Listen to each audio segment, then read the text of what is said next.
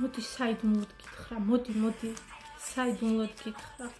რას ფიქრობ შენზე? რას გიმალავს? მოდი გავიგოთ. ემოციები აქვს შენს მიმართ, აი, იცი რა არის, შინაგანად ძალიან დიდ ქაოსშია. უნდა შენთან ყოფნა. შეიძლება შორეული დისტანცია არის თქვენ შორის. მუშაობს, ჭამს, მეგობრებთან ერთად არის, სიმძიმეთ აქვს შენზე ფიქრები. შენთან ყოფნა უნდა, მისთვის ხარ სასურველი, მისთვის ხარ ულამაზესი, ფარული, აკრძალული ხილი ხარ მისთვის.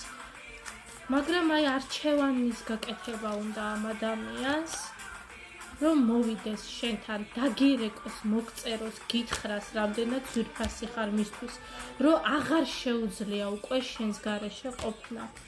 ან ჩამოვა აუცილებლად.